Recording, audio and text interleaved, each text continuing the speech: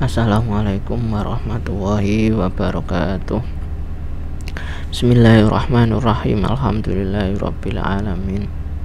Allahumma shalli ala sayyidina Muhammadin al-Fatih lima ughliq wal khatim ma sabaq. Nasyirul haqqi bil haqq wal hadi ila syiratikal mustaqim. Wa ala alihi haqqa qadri wa miqdaril azim. Rabbi shrah li sadri wa yassir li amri wahlul 'uqdatam min lisani yafqahu qawli. Amin ya rabbal alamin.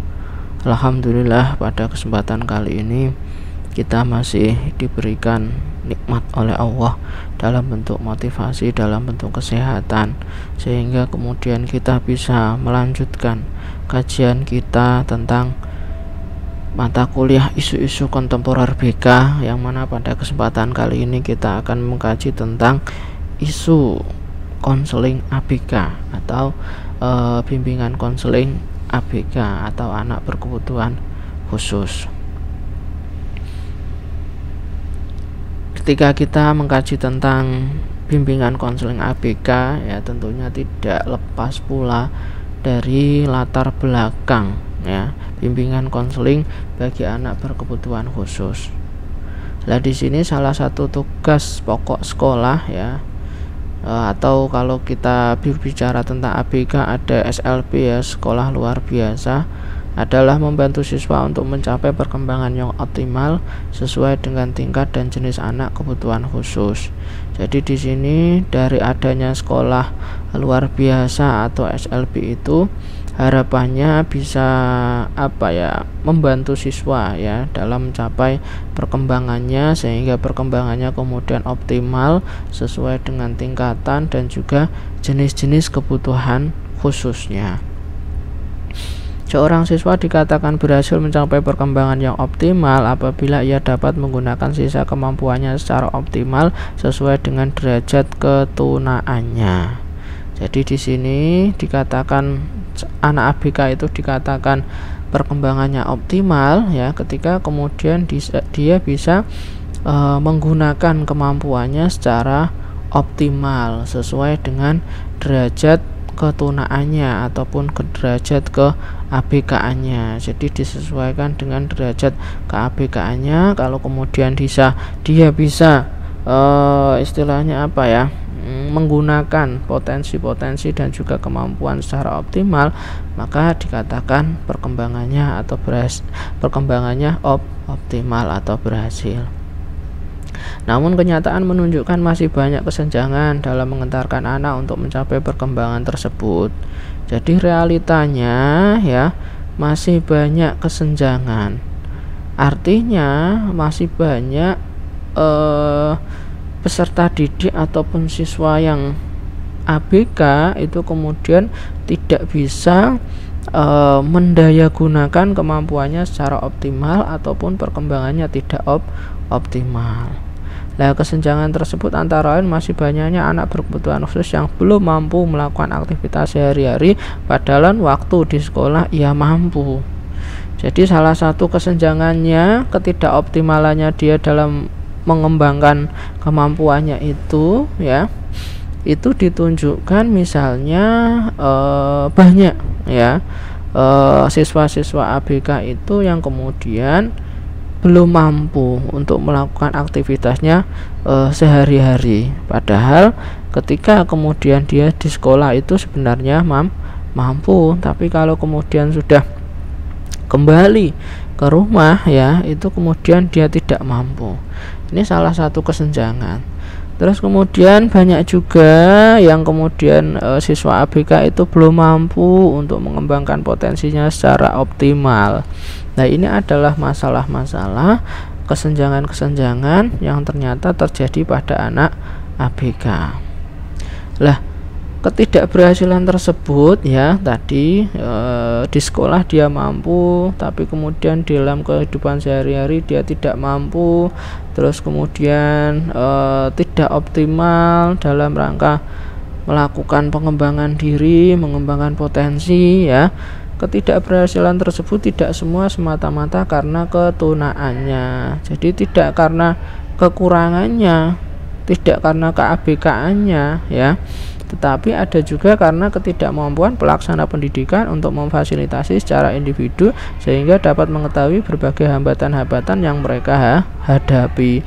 Jadi bukan karena kekurangan yang kemudian disandangnya, ketunaan yang kemudian disandangnya, tapi juga dikarenakan ketidakmampuan pelaksana pendidikan. Dalam rangka apa?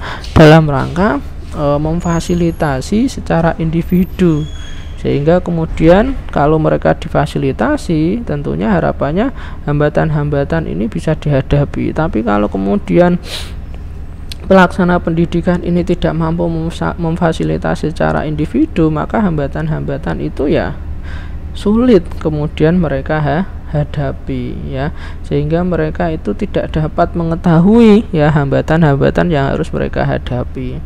Untuk itu mereka perlu diupayakan dan dibantu untuk mengatasi berbagai hambatan tersebut. Jadi harus dibantu.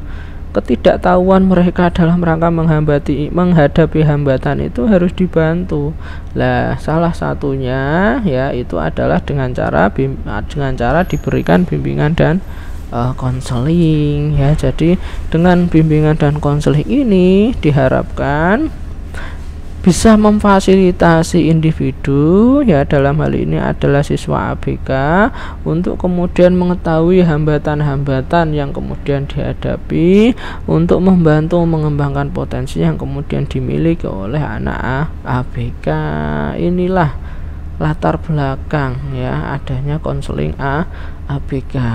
Nah, bimbingan dan konseling diperlukan bagi anak berkebutuhan khusus dapat ditinjau dari latar belakang pendidikan, latar belakang psikologis, dan latar belakang sosiologis. Jadi kenapa kemudian BK itu perlu bagi anak ABK? Ini bisa kita tinjau dari berbagai perspektif. Perspektif yang pertama atau latar yang belakang yang pertama adalah perspektif pendidikan. Kita tahu bahwa tujuan pendidikan itu adalah membentuk insan yang paripurna, yang kemudian terdapat di dalam Undang-Undang Sidkinas tahun 2020 itu. Nah, itu harus didukung agar supaya menciptakan manusia yang kemudian bertanggung jawab, sehat, ya, cerdas, ya, itu kemudian harus didukung. Lah, termasuk siswa ABK itu harus didukung untuk kemudian mencapai tujuan pendidikan itu, ya, itu dari perspektif atau latar belakang pendidikan.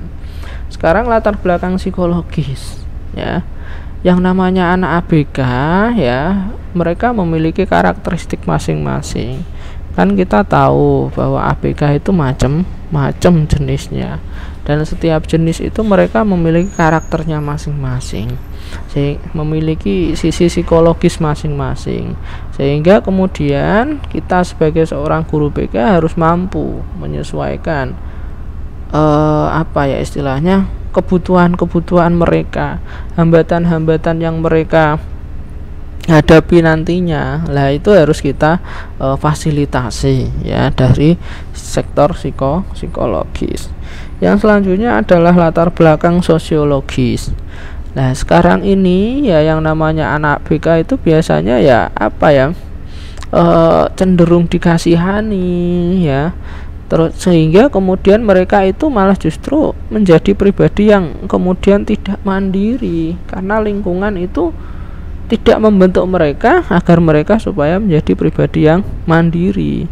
Terus kemudian beberapa yang kemudian menjauhi, lah itu malah justru membuat mereka itu menarik diri dari lingkungan, dari sosial, sehingga kemudian kita harus membantu bagaimana caranya agar supaya anak-anak ataupun siswa-siswa ABK ini bisa kemudian bersosialisasi dengan lingkungannya, ya, bersosialisasi dengan baik, ya, itu dari latar belakang sosiologis. Nah, jadi penting, ya, bimbingan konseling bagi anak ABK itu penting, ya, ditinjau dari latar belakang pendidikan, latar belakang psikologis, dan juga latar belakang sosiologis, penting sekali.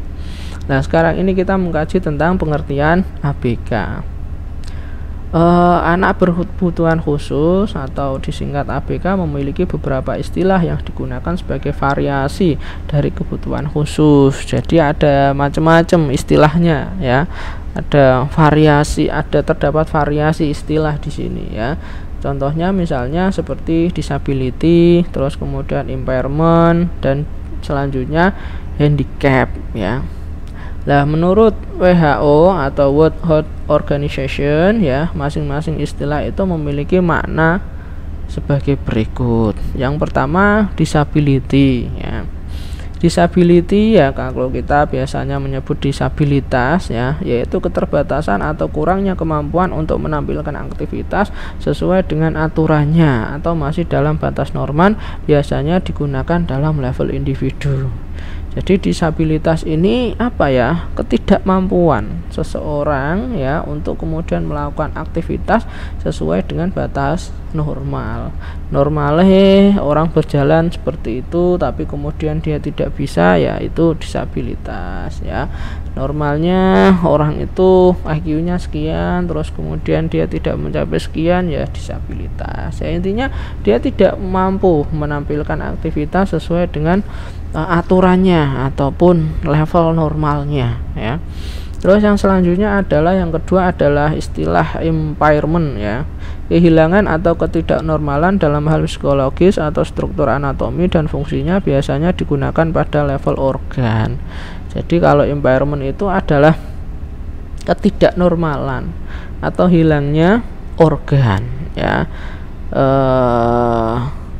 Baik itu secara psikologis maupun secara anatomi. Misal contoh, tidak ada kakinya misalnya, terus kemudian tidak punya telinga misalnya, tidak punya kaki misalnya ya, itu. Terus beberapa organ itu tidak bisa kemudian menjalankan fungsinya ya sebagai organ.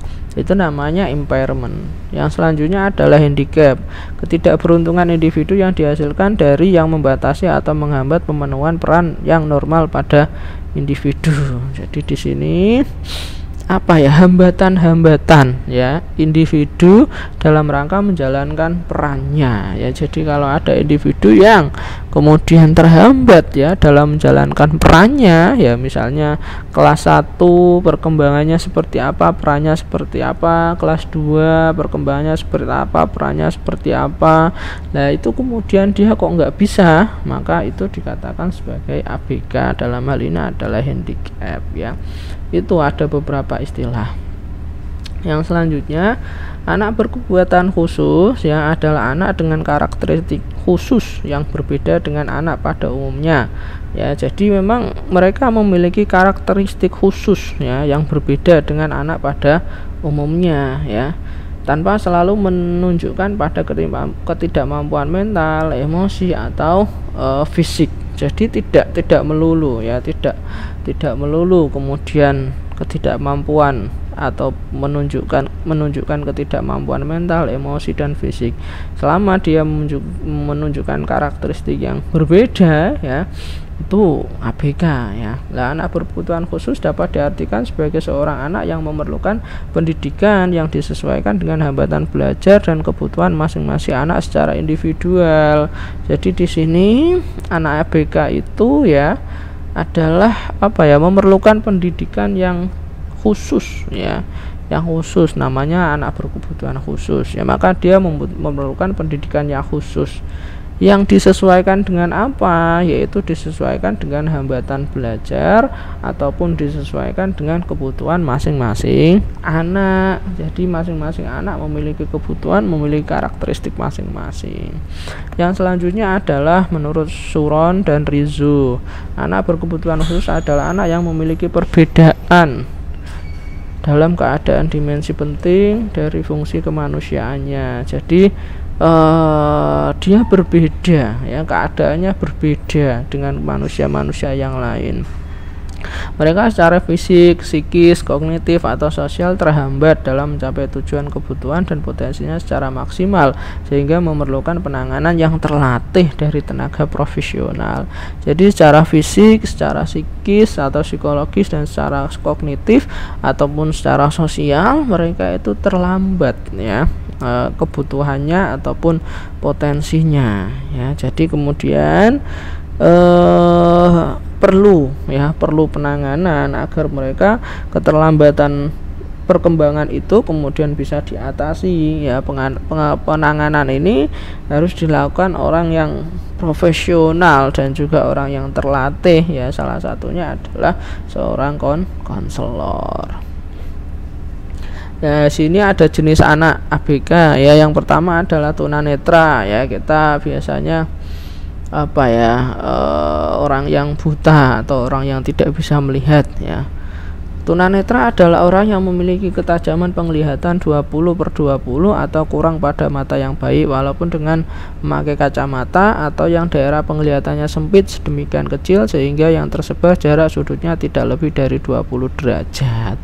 Jadi tunanetra itu anak yang ketajaman penglihatannya kurang ya, yang pertama, ataupun lebar penglihatannya itu sangat sempit sehingga kemudian dia tidak bisa melihat lingkungan sekitar, karena tadi ada yang kurang, ada yang sudut pandangnya itu sangat sempit ya. Ini tidak lebih dari 20 derajat, jadi sangat sempit sekali sehingga dia akan kesulitan untuk melihat.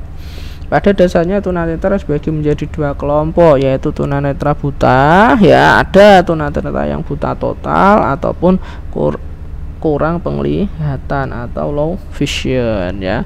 Kalau yang buta total ya mungkin bisa menggunakan huruf Braille ya, itu yang huruf timbul itu ya. Terus kalau yang kurang penglihatan ya mungkin bisa kemudian diperbesar lah ya huruf-hurufnya. Biasanya orang yang low vision ini ya, kalau kemudian melihat surat kabar, mereka hanya bisa melihat headline-nya ataupun judul beritanya saja. Beritanya tidak mampu melihat karena memang mereka penglihatannya kurang ya. Yang selanjutnya adalah tunarungu ya, istilah umum yang digunakan untuk menyebut kondisi seseorang yang mengalami gangguan dalam indera pendengaran. Jadi indera pendengarannya terganggu. Nah, tunarungu ini dibagi menjadi dua, yaitu tuli ya atau deaf ya, yaitu orang yang betul-betul tidak bisa mendengar ya, dan juga kurang dengar atau low of hearing ya. Jadi ada dua juga ya. Terus yang selanjutnya tunagrahita adalah istilah yang digunakan untuk menyebut anak yang mempunyai kemampuan intelektual di bawah rata-rata. Jadi intelektualnya di bawah rata-rata, IQ-nya di bawah rata-rata, dan ditandai oleh keterbatasan intelijensi dan ketidakcakapan dalam interaksi sosial. Jadi intelijensinya terbatas, kemudian interaksi sosial atau kecakapan sosialnya juga terbatas ya. Intelijensi IQ-nya di bawah 80 ataupun di bawah 70 ya. Itu namanya tunagrahita.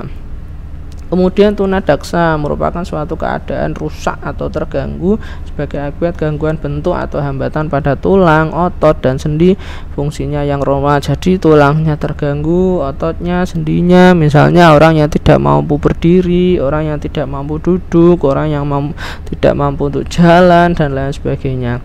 Kondisi ini dapat disebabkan oleh penyakit ya, bisa dari kecil ya penyakit, ataupun kecelakaan ya, bisa juga karena kecelakaan.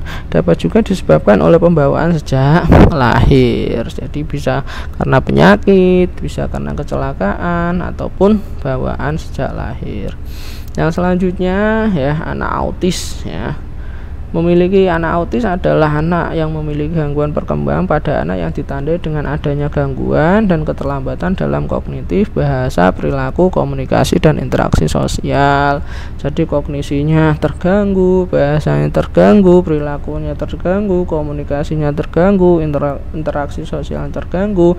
Itu disebut sebagai anak autis. Nah, dengan berbagai karakteristik itu, dengan berbagai hambatan-hambatan itulah, yang dengan berbagai kekurangan-kekurangan itulah ya, bimbingan dan konseling harus unjuk istilahnya harus ikut ya, membantu ya, agar supaya anak-anak tunanetra itu juga merasakan ya perkembangan yang optimal.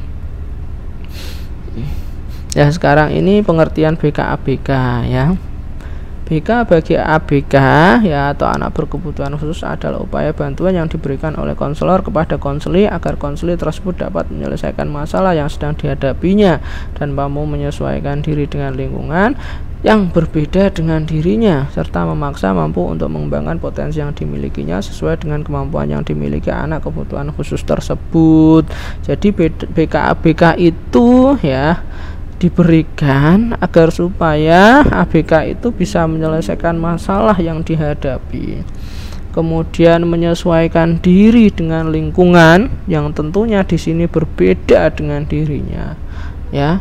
BK-ABK diberikan agar supaya siswa ataupun anak ABK itu bisa mengembangkan potensi yang dimiliki sesuai dengan kemampuan anak tersebut. Jadi kan masing-masing anak masing-masing ABK memiliki potensi dan juga karakteristik masing-masing ya, karakteristik masing-masing. Harapannya bisa mengembangkan potensi sesuai dengan kemampuan anak ABK tersebut. Jadi memang penting sekali ya BK-ABK. Nah, sekarang tujuan umum dari BK-ABK ya.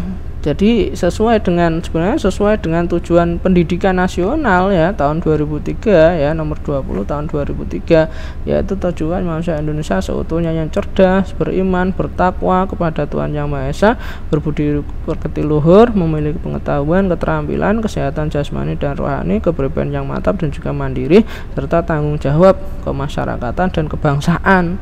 Jadi anak-anak ABK juga dituntut untuk itu ya, meraih tujuan pendidikan itu. Jadi tidak hanya anak-anak yang normal saja, anak ABK juga harapannya bisa kemudian ikut mendukung ataupun ikut tercapainya tujuan pendidikan ya. Secara umum tujuan bimbingan konseling bagi ABK untuk membantu anak berkebutuhan khusus dalam mengembangkan diri, menyesuaikan dirinya secara optimal sesuai dengan hambatan, gangguan dan kelainan. Jadi secara umum ya, dengan adanya BK-ABK ini agar supaya siswa ataupun anak ABK bisa mengembangkan diri, kemudian menyesuaikan dirinya secara optimal ya, menyesuaikan dirinya dari hambatan-hambatan, menyesuaikan dirinya dari gangguan dan juga dari kelainan yang kemudian dimiliki. Jadi sangat penting sekali ya. Sekarang tujuan khusus dari layanan bimbingan dan konseling bagi ABK bertujuan untuk membantu siswa agar dapat mencapai tujuan perkembangan yang meliputi aspek pribadi, belajar, sosial dan juga karir. Jadi harapannya anak ABK itu juga berkembang ya, aspek-aspeknya, baik aspek pribadi, sosial, belajar maupun karir ya. Sedangkan tujuan khusus bimbingan dan konseling bagi ABK ya disesuaikan dengan kebutuhan anak tersebut, yang mana dia dapat percaya diri, dapat bergaul, menghadapi dirinya sendiri, juga mengenal potensi dirinya ya. Kalau tujuan khususnya bagi anak ABK ya tentunya harus disesuaikan dengan kebutuhan ya anak tersebut ya, dengan keterbatasan anak tersebut, agar supaya dia bisa percaya diri, kemudian dapat bergaul ya, menghadapi dirinya, mengenal potensinya dan lain sebagainya, tentunya sesuai dengan kebutuhan dan potensi yang dimiliki oleh ABK tersebut. Itu untuk layanan ya, sama ya sebenarnya seperti bimbingan dan konseling secara umum ya. Ada layanan informasi, layanan orientasi, layanan penguasaan konten, layanan penyaluran dan penempatan, terus kemudian ada konseling individu, konseling kelompok ya, bimbingan individu, bimbingan kelompok ya. Secara layanan sama, cuman sekali lagi harus disesuaikan dengan kebutuhan ABK tersebut. Kemudian secara metode juga sama ya, metode wawancara, terus kemudian ada metode direktif ya, konselornya yang aktif, terus kemudian non direktif ya, konselornya yang aktif ya. Jadi hampir sama ya, tapi sekali lagi harus berdasar pada kebutuhan, harus berdasar pada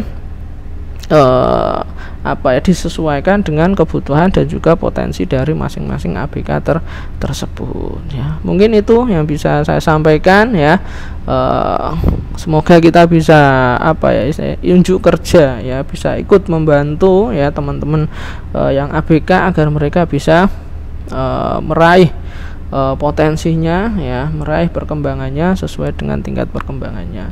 Dari saya cukup sekian. Assalamualaikum warahmatullahi wabarakatuh.